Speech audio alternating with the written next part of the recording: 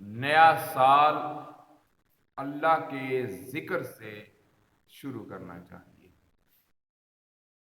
جب بھی رب کوئی خوشی دیتا ہے، جب بھی رب کوئی نعمت دیتا ہے، جب بھی رب کا کوئی فضل، کرم، انعام ظہور پذیر ہوتا ہے،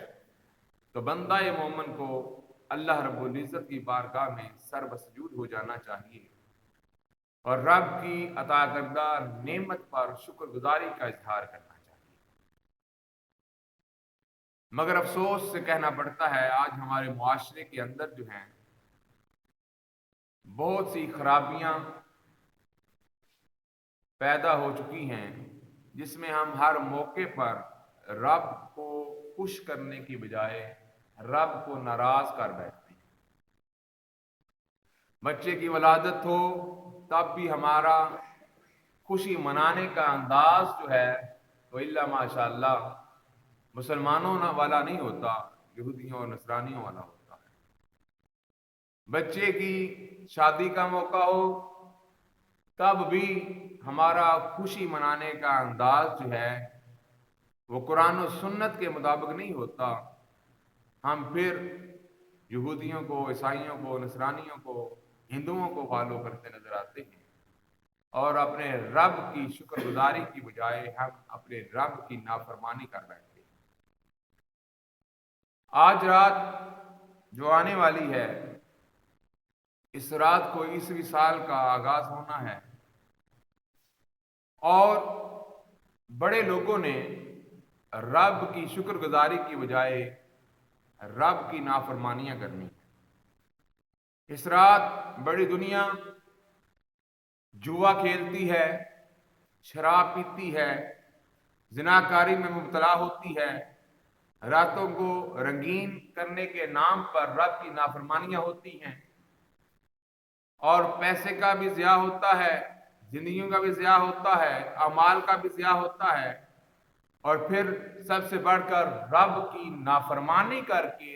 رب کی ناراضگی کو مول لیا جاتا ہے۔ ہمارے مسلمانوں میں بھی بہت سے احباب ایسے ہیں جو نئے سال کو منانے کے چکر کے اندر اللہ رب العزت کی سخت نافرمانی کے مرتکب ہوتے ہیں۔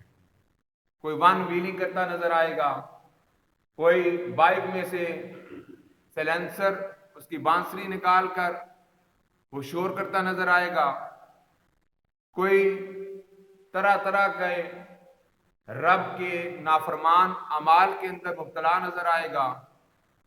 کوئی جوے کے اڈوں پر نظر آئے گا، کوئی زنا کے اڈوں پر نظر آئے گا، کوئی شراب کے اڈوں پر نظر آئے گا، حالانکہ یہ خوشی منانے کا اسلامی طریقہ نہیں ہے۔ اگر نئے سال کی خوشی رب نے آپ کو عطا کی ہے تو اس خوشی کے اندر سب سے پہلے تو مجھے اور آپ کو اپنی ذات کا محاسبہ کرنا چاہیے۔ ہماری زندگی کا ایک سال کم ہو گیا ہے۔ یہ جو سال ہماری زندگی سے کم ہوا ہے، یہ جو سال اللہ رب العزت کی سب سے بڑی نعمت تھی کہ ہمیں زندگی عطا فرمائی، ہمیں صحت عطا فرمائی، رزق عطا فرمایا، گھر بار عطا فرمایا، اولاد عطا فرمائی، بیوی بچے عطا فرمائے، کیا ہم نے اس سال کے اندر رب کی نافرمانی تو نہیں کی؟ ہم نے کتنی نمازوں کو قضا کیا ہے؟ اس سال کے کتنے روزے ہم سے قضا ہوئے ہیں؟ ہم نے اس سال میں کتنے لوگوں کا دل دکھایا ہے، کتنے لوگوں کو خوش کیا ہے؟ ہم نے اس سال کے آغاز میں اس سال کا جو گزشتہ سال ہے اس کا آڈٹ کرنا ہے کہ ہمارے سے یہ سال جو گزرا ہے، اس سال میں ہم سے یہ کوتاہیاں ہوئی ہیں، یہ لغزشیں ہوئی ہیں، یہ رب کی نافرمانیاں ہوئی ہیں، ہماری نمازیں قضا ہوتی رہی ہیں، ہم قرآن کی تلاوت نہیں کر سکے، ہم والدین کی عزت و تکریم نہیں کر سکے، ہم والدین کی خدمت نہیں کر سکے، ہم عزیز و اقارب کے حقوق نہیں ادا کر سکے۔ یہ جتنی چیزیں نیگیٹو ہمارے اس سال میں سے گزری ہیں، ہم نے آنے والے سال میں یہ تہیہ کرنا ہے، یہ اعادہ کرنا ہے اور اپنی ذات سے یہ عہد کرنا ہے کہ آئندہ جو سال اللہ رب العزت ہمیں عطا کر رہا ہے، اس سال کے اندر ہم یہ ساری منفی چیزیں، یہ ساری رب کی نافرمانیاں چھوڑ کر یہ سارا سال رب کی اطاعت میں گزاریں گے۔ اس سال ہماری نمازیں قضا نہیں ہوں گی، اس سال میں آنے والے روزے ہم نہیں چھوڑیں گے، اس سال میں ہم حرام نہیں کھائیں گے، ہم سود نہیں کھائیں گے،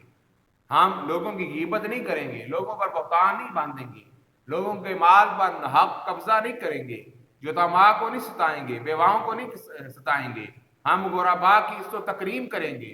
ہم ایک دوسرے کا خیال رکھیں گے، ہم ہمسائے کے حقوق کا خیال رکھیں گے، ہم عزیز و اقارب کے ساتھ حسن سلوک کریں گے، ہم اللہ اور اللہ کے رسول کے بتائے ہوئے احکامات کے مطابق آنے والا سال گزاریں گے۔ اگر ہم اس تہیے کے ساتھ، اس نیت، اس ارادے اور اس عہد کے ساتھ نئے سال کی خوشی کرتے ہیں اور پھر رب کی بارگاہ میں سرمسجود ہوتے ہیں، تو پھر ہمیں نئے سال کی خوشی کرنے کا حق حاصل ہے۔ اور اگر ہم نے نئے سال کی خوشی کے نام پر رب کی نافرمانی کی تو سمجھ لیجئے کہ آنے والا سال جو ہے وہ ہمارے لیے خوشیاں نہیں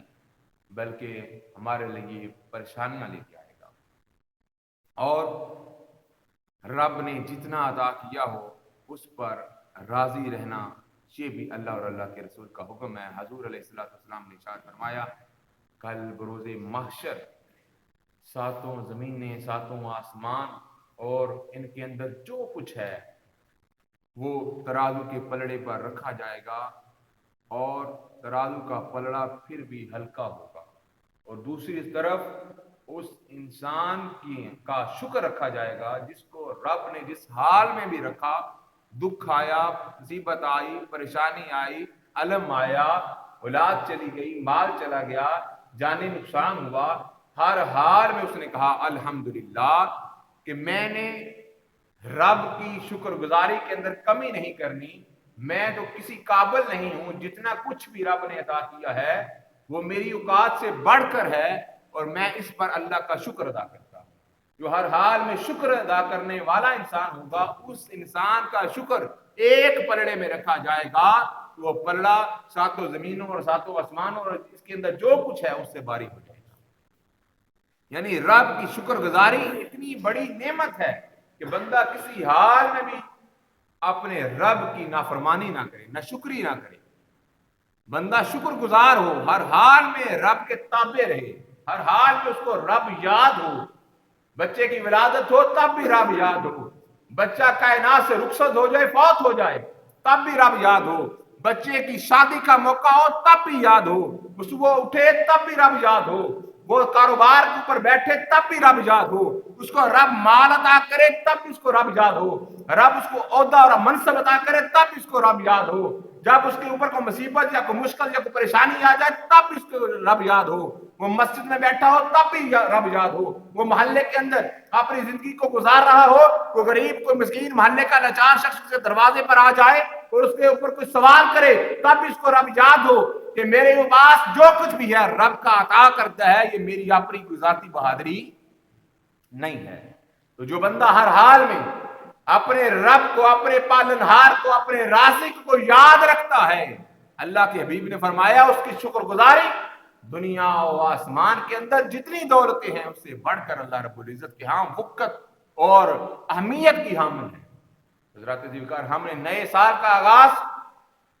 رب کی شکر گزاری سے کرنا ہے، ہم نے نئے سال کا آغاز اس عہد سے کرنا ہے کہ اس آنے والے سال کے اندر ہم رب کی نافرمانی نہیں کریں گے، رب کے حکم کے مطابق نماز کی پابندی کریں گے، قرآن مجید فرقان حمید کی تلاوت کریں گے، ہمسایوں کے حقوق کا خیال رکھیں گے، یتیماں مساکین و بیواؤں کے حقوق کا خیال رکھیں گے، والدین کی خدمت کریں گے، ان کی سیوا کریں گے، ان کی خوشنودی حاصل کر کے اللہ رب العزت کو راضی کریں گے، اور جب رب راضی ہو جائے گا تو پھر جگ راضی ہو جائے گا، جب رب راضی ہو جائے گا تو رب کی ساری نعمتیں، کرم، فضل اور ہمارے اوپر چما چم برسنا شروع ہو جائیں گے، اور سب سے بڑی نعمت جو رب نے جنت کی صورت میں رکھی ہے وہ بھی اللہ رب العزت ہمیں عطا فرمائے۔